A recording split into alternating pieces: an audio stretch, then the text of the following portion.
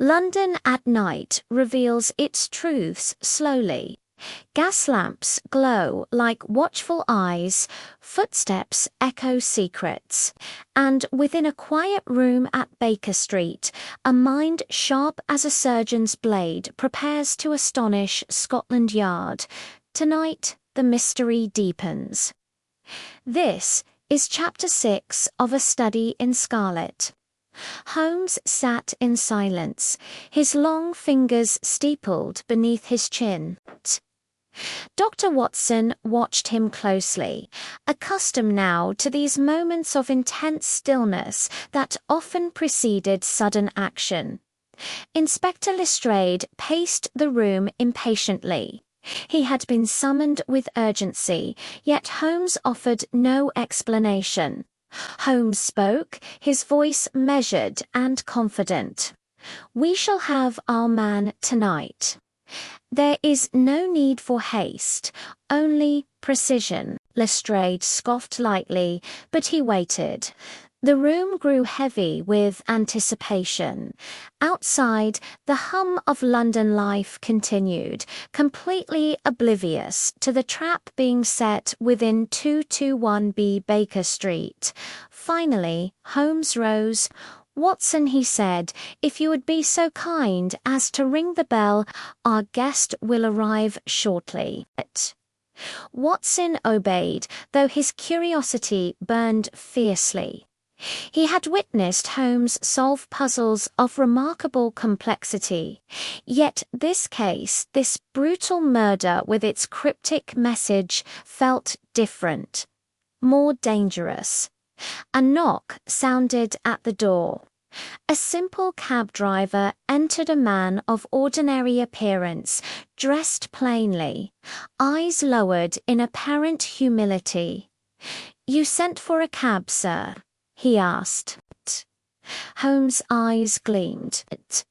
In one swift motion, he seized the man by the wrist, twisting it upward. A metallic clink echoed as a pair of handcuffs snapped shut. "Gentlemen," Holmes announced sharply, "allow me to introduce Jefferson Hopether, murderer of Enoch Drebber and Joseph Stergerson." Lestrade stared in disbelief. This man, impossible. Hope struggled weakly, then laughter hollow, resigned sound. "I wondered how long it would take you," he said. Holmes released his grip and stepped back calmly. "Your poison, sir, was ingenious. So was your disguise.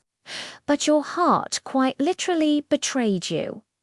Holmes then explained how the pills, identical in appearance, yet one deadly and one harmless, could only have been prepared by someone with knowledge, patience, and vengeance burning like a slow fire.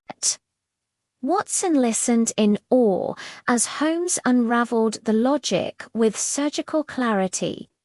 Jefferson Hope slumped into a chair, exhaustion finally overcoming his defiance. "You want my story?" he asked quietly. "Then you'll hear it. I have nothing left to lose." The room fell silent as Hope began to speak. He spoke of the American West, of vast deserts, of struggling wagon trains, and of a love that had given his life meaning. Lucy Ferrier, she was his world. He told of how the Mormon settlement had taken her from him, how powerful men had forced her hand, tearing her from the future they had planned together. His voice trembled, not with anger, but with a grief that had been buried for years. "They said it was God's will," he said, his voice barely a whisper. "But no God I know would command such cruelty." Watson felt a tightness in his chest. Even Lestrade shifted uncomfortably, his usual bravado gone. Hope described years of pursuit across continents. Years of illness that ravaged his body but never his resolve. Years of waiting for a justice that never came. So he decided to make his own. Holmes listened without interruption. When the tale ended, he nodded slowly. "Revenge is a wild justice," Holmes said, his tone somber. "It brings neither peace nor absolution. Yet the law is blind to suffering it does not record." A faint, tired smile touched Hope's lips. "I never wanted mercy," he said, "only truth." Outside, dawn began to creep across London's rooftops. The night's work was finished. Thus ended the hunt, but not the mystery of the human heart.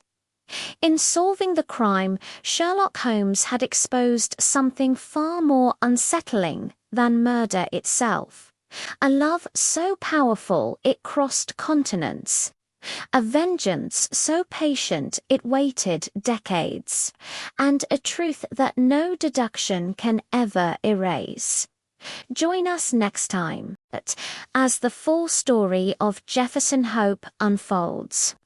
Thank you for watching. If you enjoyed this journey into mystery, don't forget to like and subscribe for more.